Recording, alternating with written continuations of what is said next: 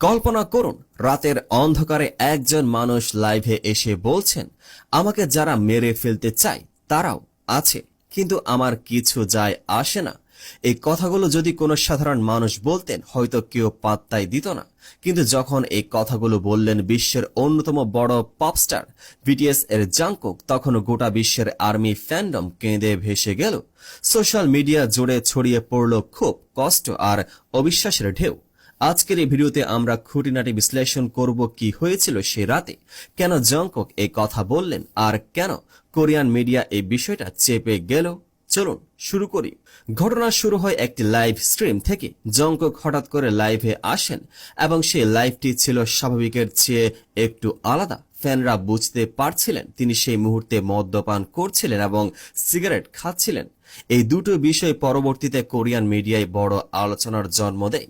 কিন্তু, এবং এটাই সবচেয়ে গুরুত্বপূর্ণ প্রশ্ন, মিডিয়া শুধু পানীয় আর ধূমপানের বিষয়টা নিয়ে মেতে উঠল, আর একটা অত্যন্ত গুরুতর কথা যেটা জংকুক নিজের মুখে বললেন সেটা প্রায় সম্পূর্ণভাবে উপেক্ষা করা হলো। সে কথাটা হলো মৃত্যু হুমকি। এবার সে অপছন্দ করে না, বরং তাকে হত্যা করতে চায়। ভাবুন একবার, একজন মানুষ যিনি কোটি কোটি মানুষের হৃদয়ে বাস করেন, তিনি প্রকাশ্য এই কথা বলছেন এবং বলছেন, কিন্তু আমার কিছু যায় আসে না।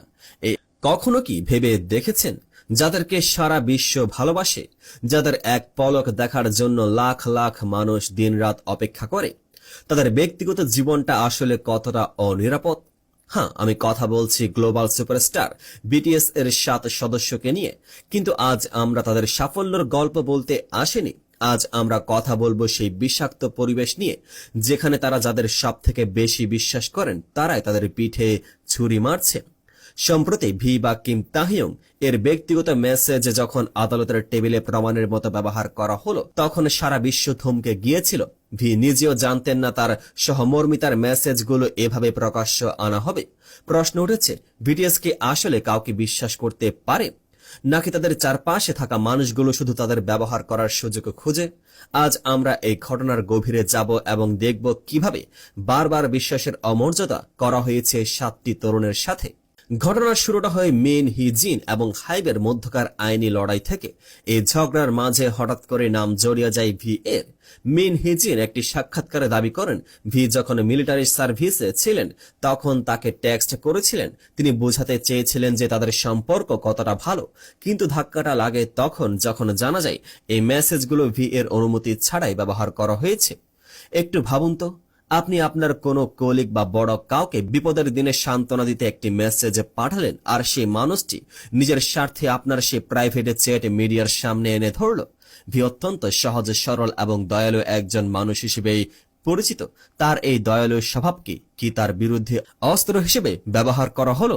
ভক্তরা আজ ক্ষুব্ধ, কারণ ভি যখন দেশের সেবা করছেন তখন তার মেসেজগুলো নিয়ে এমন নোংরা রাজনীতি তিনি কল্পনাও করেননি। মিলিটারিতে থাকা একজন সদস্যের মেসেজ করার সময় নিয়েও বিতর্ক তোলা হয়েছে, যা তাকে আইনি জটিলতায় ফেলার চেষ্টা ছাড়া আর কিছুই নয়। কিন্তু এটা তো মাত্র হিমশৈলীর চূড়া। বিটিএস এর সাথে এমন বিশ্বাস ভঙ্গ কি এই প্রথম?